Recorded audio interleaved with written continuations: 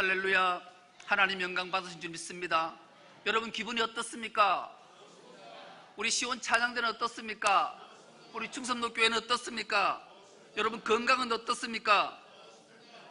여러분들 삶 속에 날마다 행복하고 좋은 일들이 가득할 수 있기를 축복합니다. 오늘 함께 은혜 받고자 하는 말씀의 제목이 왜 감사해야 하는가라는 제목으로 함께 은혜를 나누겠습니다. 신앙생활을 잘하는 사람들을 보면 참 멋있다, 참 아름답다, 그런 생각이 들어요. 어려운 중에서도, 넉넉하지 않은 중에서도, 힘든 가운데서도 믿음 생활을 잘 하시는 분들을 보면 참 용타, 참 근사하다, 그런 생각들이 들어요. 왜 이런 생각이 들까? 곰곰이 생각을 해봤어요. 생각해봤더니만 신앙인들이 그들의 삶 속에 감사가 있는 것을 발견하게 돼요. 오죽하면 감사는 신비다, 그런 말을 하잖아요. 왜냐하면 세상 사람들이 넉넉하지도 않고 힘들고 어려운 가운데 감사한다는 것은 그들은 상상을 못해요. 그러나 믿음의 사람들, 신앙인들은 넉넉하지 못해도 어려워도 힘들어도 하나님이 범사에 감사라는 말씀 앞에 순종해서 감사하기 때문에 그 감사는 신비다, 그렇게 말하는 거죠. 그럼 왜 믿음인들이, 신앙인들이 감사를 해야 하는가? 여러분, 왜 감사해야 된다고 생각하십니까? 하나님이 말씀으로 명령하시니까요. 참 아름답죠. 그런데 놀랍게도 조수아 W. 지프라는 교수가 이 해답을 확 주는 책 한 권을 썼어요. 그 책 제목이 환대와 구원이라는 책을 통해서 왜 우리가 감사해야 되는지 이유를 잘 설명하고 있더라고요. 여러분, 환대라는 말이 반갑게 맞아 후하게 대접함, 국어사전은 그렇게 기록하고 있어요. 그런데 이 조수아 W. 지프 교수는 한 걸음 더 나아갔어요. 환대는 외인들을 위한 공간을 제공하는 것. 뭐라고요? 외인들을 위해 공간을 제공하는 게 환대래요. 레위인들에게 공간을 제공하고 나그네에게, 고아와 가부들에게 공간을 제공하는 게 환대다. 왜 이런 글을 쓸 수 있었던가? 구원은 하나님께서 우리에게 아무런 조건이나 자격 없이 전적으로 환대해 주신 결과이기 때문이다. 그렇게 결론의 말씀을 주시면서 한 신적 환대에 대해서 이렇게 쭉 풀어놨어요. 여러분, 우리의 믿음의 조상 아브라함을 기억하잖아요.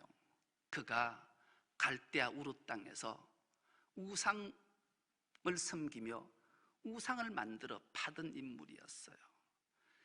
그에게 하나님은 조건 없이 환대를 베푸셨지요. 찾아오셨어요. 그를 구원하셨어요. 그리고 내가 지시할 땅, 보여줄 땅으로 가라. 이 말씀 앞에 아브라함은 순종하고 갔어요. 그곳에서의 삶을 살아가게 되지요. 아브라함은 하나님의 환대, 하나님의 구원에 대해서 절절하게 체험하고 깨달았어요. 그랬던 아브라함이 한 행동을 우리는 창세기 18장을 통해서 잘 알게 돼요. 그가 마므레에 상수리 나무가 가득한 곳에 장막을 치고 살았어요. 그때 하나님이 성부, 성자, 성령의 하나님이 나그네로 그 길을 아브라함 앞에 나타나세요. 그때 아브라함이 한 행동은 그를 향해 막 다름질해서 그를 절하고 자기에게 영접하고 이런 말을 해요. 저희 집에 오시면 제가 잠깐만 계시면 물을 가져다가 마시게 하고 그 물로 당신들의 손발을 씻겨주겠습니다. 그리고 잠깐만 머물러 계시면 제가 가서 빨리 떡을 만들어 줄 테니까 좀 드시고 쉬시고 가시지요. 그래놓고 아브라함은 또 다름질해서 가서 가장 살찐 송아지 한 마리를 잡아다가 하인들에게 줘서 빨리 이것으로 요리를 해서 이 나그네들을 환대하라, 대접하라, 그래요. 아브라함의 이 행동이 하나님의 환대에 자신의 구원함을 기억했던 아브라함은 그대로 나그네에게 환대를 하게 된 거죠. 그래서 이스라엘에게 생겨난 법 하나가 있는데 나그네 환대법이에요. 여러분, 하나님의 환대는 참으로 놀라웠어요. 그래서 하나님은 그들을 기억하고 우여곡절 끝에 그들이 애굽 땅에 내려가서 430년 종살이하고 그들의 고통의 부르짖음을 하나님은 들으시고 모세를 통해 출애굽시키셔서 광야 40년의 여정 속에 하나님의 환대는 참으로 놀라웠지요. 그들에게 낮에는 구름 기둥으로 환대하시고 밤에는 불 기둥으로 환대하시고 바위를 터뜨려서 물을 내서 그들을 환대하시고 메추라기와 만나로 그들에게 환대하셔서 환대의 최절정은 공간, 가나안 땅 공간을 그들에게 환대해 주셨던 거예요. 그러니 얼마나 그들이 감격했겠어요. 그것으로 그친 게 아니었어요. 하나님의 환대는 참으로 놀랍다, 놀랍다, 신비하다, 그렇게 표현할 수밖에 없는 모습을 보이셨잖아요. 하나님이 인간의 몸을 입고 제약된 세상에 오셔서 세상의 모든 인류를 환대해 주신 거예요. 가난하고 소외받고 고통받고 아파하는 자들을 환대해 주셔서 그들을 구원하셨지요. 그러시면서 예수님이 마지막 귀한 말씀 하나를 주셨어요. 마지막 때에 구원과 멸망의 삶은 한대로 기결된다. 목마른 자에게 마실 것 주고 배고픈 자에게 먹을 것 주고 헐벗은 자에게 입혀주고 아픈 자를 돌보고 갇힌 자를 위로하는 것이 이게 최고의 한대고, 이런 한대는 곧 구원의 길로 심판의 영생의 모습으로 귀결된다. 그렇게 가르치셨어요. 이 가르침을 받았던 초대교회 성도들의 모습은 너무나 아름다웠어요. 사도행전의 신적 환대의 모습들을 보면 그들은 예배 때, 성전에 나올 때 집에서 가장 맛있는 요리를 만들어 와서 서로 교제하고 친교를 나누면서 서로를 환대했던 거예요. 더 나아가 가난한 자, 고통받는 자가 있으면 자기 집에 가서 자기 밭을 팔아서 그 물건을 사도들의 발 앞에 둬서 서로가 공유할 수 있는 그 한대는 참으로 아름다운 모습이었어요. 그러자 구원받은 자가 날마다 더해지는 놀라운 일들을 경험하게 된 모습이죠. 그래서 초대교인들은 저자가 구원받았는가 구원받았지 않았는가 기준을 환대하느냐 환대하지 않느냐에 따라서 결정했을 정도예요. 기독교가 놀라운 폭발력을 보인 사건들이 참으로 많아요. 초대교회에 그런 일들이 많았죠. 예수님의 탄생과 예수님의 공생애와 기독교가 퍼질 때 전 세계를 통치했던 나라가 로마잖아요. 로마의 기독교 탄압은 상상을 초월했어요. 그런데 3세기에서 4세기경에 기막힌 일들이 일어나게 돼요. 전염병이 창궐했죠. 요즘처럼 코로나19보다 더 강력한 전염병이었던 것 같아요. 길거리마다 죽어가는 사람들이 비일비재했고요. 시체 썩는 냄새는 진동했어요. 사람들은 두려움과 공포에 떨었어요. 그래서 굴을 파고 산으로 들로 다 숨어버렸어요. 그런데 기막힌 현상 하나가 나타난 거예요. 신음하고 아파가고 죽어가는 병든 자를 돌보는 손길들이 나타난 거예요. 그들이 누군가 찬찬히 들여다봤더니만 모두가 예수 믿는 그리스도인들이었어요. 로마를 통치하던 황제들이 생각에 잠겼어요. 그래서 AD 313년에 콘스탄티누스가 더 이상 기독교를 박해하지 마라. 기독인들의 모습, 헌신 희생은 저들만 있다. 그랬어요. 박해가 멈춰지게 된 거죠. 그런데 놀라운 것은 데오도시우스 황제가 AD 380년에 우리 로마는 국교를 정하는데 기독교가 국교다 이렇게 선언했던 거예요. 콘스탄티누스가 AD 313년에 기독교 탄압을 멈추고 밀라노 칙령을 통해서 기독교를 인정해주고, 데오도시우스 황제가 AD 380년에 로마 국교는 기독교라고 선언해서 기독교는 전 세계로 퍼져나가는 놀라운 역사가 생겨나게 된 거죠. 이 조슈아 W. 지프 교수가 한대와 구원이라는 책에서 일목요연하게 풀어냈던 거예요. 이런 사건들, 전염병이 창궐했던 것은 요세푸스가 기록한 것들을 그대로 묶어서 기막힌 책을 펴서 많은 사람들이 감격하고 놀랐던 거죠. 이 조슈아 W. 지프 교수의 이 책에서 한 구절은 참 많은 것들을 깨닫게 해요. 환대란 나의 편안한 일상, 안락한 행복, 안정적인 삶에서 해체되는 것으로 시작한다. 뭐라고요? 환대는 나의 편안한 일상을 버리는 거예요. 안락한 행복을 버리는 거예요. 안정적인 삶을 해체하는 것으로부터 한대가 시작된다는, 남에게 하나님이 우리를 한대해 주셔서 구원해 주셨던 것처럼 우리도 이런 한대로 또 다른 사람에게 구원의 길로 이끄는 것은 구원받은 자가 반드시 해야 될 일이라고 기록하고 말씀하는 거죠. 왜요? 예수님의 삶이 그러하셨기 때문이에요. 예수님의 한대가 없었다면 그 누구도 우리는 구원받을 자격도 없고 구원받지 못했을 거예요.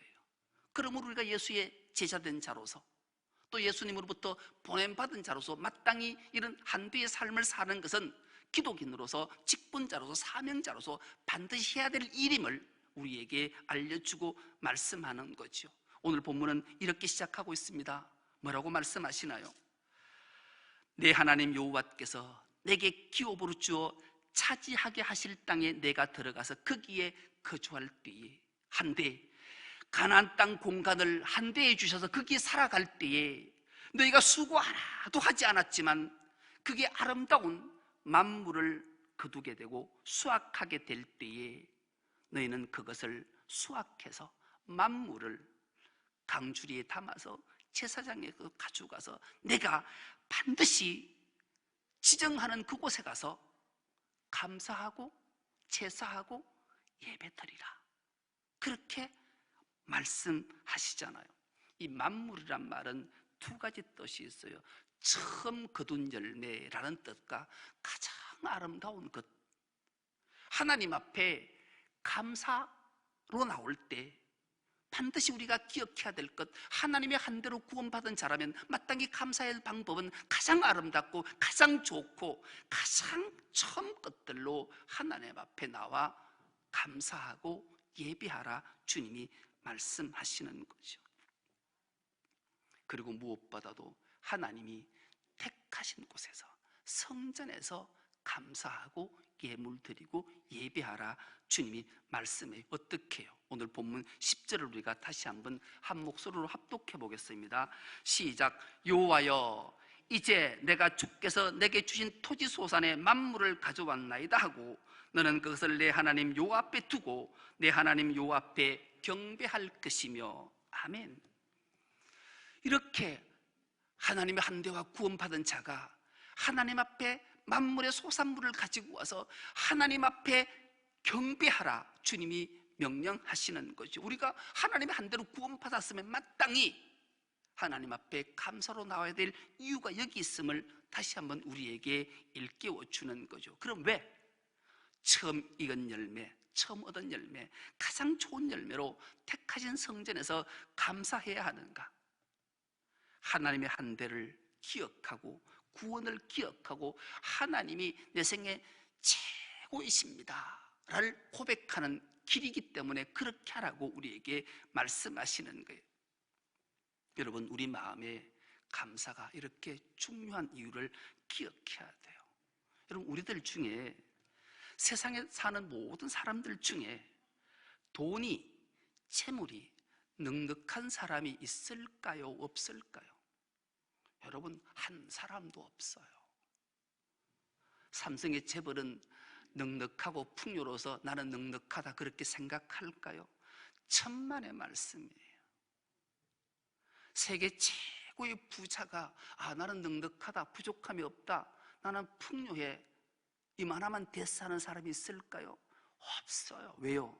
하나님은 우리 인간을 우주보다 크게 지으셨기에, 우주 만물이 다 내 것이라도 내가 넉넉하다, 나는 만족하다 그렇게 생각하는 사람은 단 한 사람도 없어요. 그런 사람이 있다면 거짓말하는 자예요.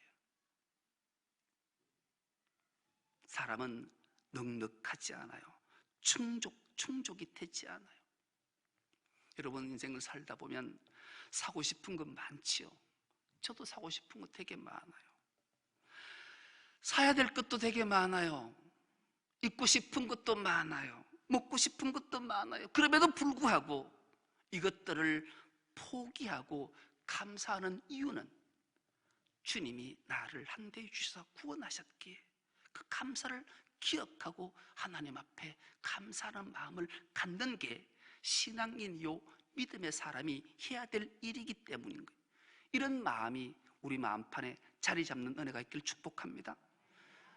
우리가 하나님의 한 대로 구원받았기에 내가 좀 넉넉하지 못하고 내가 풍족하지 못해도 하나님의 한 대를 기억하고 하나님의 구원하심을 기억한다면 감사할 수밖에 없는 거죠. 감사의 본질은 하나님의 은혜를 기억하고 하나님을 칭송하고 모든 것이 하나님의 것임을 고백할 수 있는 것이 감사이기 때문인 거예요. 여러분, 우리가 왜 예배 드리십니까? 예배에 오해하는 경우들이 간혹 있어요. 예배자로 올 때 내게 아쉬운 것이 많은데 하나님 앞에 예배하면 하나님이 채워주시겠지, 그런 마음으로 예배할 때가 있죠. 내가 질병이나 가정의 문제나 자녀의 문제가 너무 절실해서 하나님 앞에 예배자로 서서 해결받았으면 좋겠다, 그런 마음으로 예배자로 서기도 하죠. 그러나 진짜 참된 예배는 이런 것만 있는 게 아니에요. 진짜 감사, 참된 예배는 하나님의 은혜를, 하나님의 한대를, 하나님의 구원을 고백하는 것이 감사고 예배이기 때문입니다. 그렇다면 왜 감사해야 하는가? 그 이유를 오늘 본문 7절, 8절, 9절의 내용들이 나와 있는데요, 7절, 8절, 9절을 우리가 함께 다시 한번 한 목소리로 봉독해 보겠습니다. 시작. 우리가 우리 조상의 하나님 여호와께 부르짖었더니 여호와께서 우리 음성을 들으시고 우리의 고통과 신고와 압제를 보시고 여호와께서 강한 손과 편팔과 큰 위엄과 이적과 기사로 우리를 애굽에서 인도하여 내시고 이곳으로 인도하사 이 땅 곧 젖과 꿀이 흐르는 땅을 주셨나이다. 아멘. 여러분, 이스라엘의 고백처럼 우리의 고백도 이런 고백이 있기를 축복합니다. 이런 고백이 있어야 돼요. 하나님은 약속하신 것을 반드시 이루시는 분이시기에 우리는 마땅히 하나님 앞에 감사해야 돼요. 더 나아가 우리의 부르짖음, 우리의 신고, 우리 압제, 우리의 고통을 하나님 앞에 부르짖으면 하나님은 들으시고 반드시 하나님의 때에 응답해 주신다라는 것 때문에 우리는 하나님 앞에 감사해야 되는 거예요. 더 나아가 하나님이 우리를 축복의 땅으로 이끌어 주시기 때문에 그런 거예요. 이스라엘 백성들에게는 축복의 땅, 젖과 꿀이 흐르는 가나안 땅으로 인도하셨지만 오늘 우리에는 하나님의 나라로, 영생 복락의 나라로 하나님이 우리를 이끄시고 인도하시기에 우리 마땅히 하나님 앞에 감사해야 되는 거죠. 그리고 무엇보다도 하나님은 가장 좋은 것으로 우리에게 베푸시는 하나님의 은혜 있기에 우리는 이렇게 감사해야 된다는 사실을 기억하고 감사하는 은혜가 있기를 축복합니다. 하나님의 한대로 구원받은 우리가 감사함으로 그치는 것이 아니라 마지막 사명의 말씀은 우리에게 큰 울림과 깨달음을 줘요. 마지막 11절 말씀을 우리가 다시 한번 합독해 보겠습니다. 시작. 내 하나님 여호와께서 너와 내 집에 주신 모든 복으로 말미암아 너는 레위인과 너희 가운데 거류하는 객과 함께 즐거워할지니라. 아멘. 우리가 왜 감사해야 하는가? 하나님의 환대와 구원으로 구원을 얻었기에 우리 마땅히 하나님께 감사하는 거죠. 더 나아가 하나님은 우리를 한 대로 구원을 이끌어 주셨을 뿐만 아니라 우리에게 직분과 사명을 주셔서 함께 기뻐하고 함께 즐거워할 사명 하나를 우리에게 주셨는데, 그 한대와 구원의 감격의 복을 이제 한대하는 삶으로 살라라고 우리에게 말씀하세요. 한국교회의 위기가 왔다 하잖아요. 위기를 타파하는 길은 환대하는 거예요. 세상에 헐벗고 목말라하고 갇히고 병들고 아파하는 자들을 찾아가서 한대하는 것, 그럴 때 한국교회는 위기가 아니라 기회가 되어서 구원받은 자의 수가 날마다 더해지는 놀라운 역사를 하나님이 만들어 주시겠다 약속의 말씀을 우리에게 주시기 때문입니다. 특별히 믿음의 사람들은 어떤 한대를 해야 되는가? 11절의 말씀처럼 레위인과 객과 함께 즐거워하라, 한대하라 그랬잖아요. 요즘 교회 안에서 모습들을, 또 목회자로 모습들을 좀 보면요, 여기서 레위인은 오늘날로 말하면 교역자를 지칭하는 거예요. 교역자에게 환대하는 모습을 찾아보기가 점점 어려워지는 시대를 봐요. 저희들 어릴 때 신앙생활 할 때 목회자들에게 환대는 참으로 놀라웠어요. 근데 요즘은 한대하는 교인들 보기가 얼마나 어려운지 몰라요. 한대하려 하면 못하게 막는 모습들도 보게 됐잖아요. 초대교회 교인들은 구원의 확신이 환대로 판단했다라는 거예요. 더 나아가 나그네, 고아, 가부 이런 자들을 한대하는 것이 내가 하나님의 한대로 구원받은 자구나 아닌가를 판단한다 말했을 정도인 거죠. 한대하면 모든 것이 풀어진다 말씀하십니다. 코로나19로 인해서 오늘날 교회의 모습들을 보면 정말로 참신앙과 기복신앙들이 갈라지는 것 같아요. 이제 거품들이 빠지기 시작했어요. 그냥 교회에 내 위로받고 좀 복받고 좀 잘 됐으면 좋겠다던 자들이 코로나19의 이 위험 속에 하나님이 지켜주시는 것 같지도 않네. 그래서 교회를 떠나기 시작한 쭉정이들이 바람에 날려가는 모습들을 우린 종종 지금 목도하고 있는 시제, 이제 알곡만 남아서 정말로 하나님의 일들을 어떻게 해야 될까를 생각하게 하는 거지요. 예수님의 오신 목적을 우리는 너무나 잘 알아요.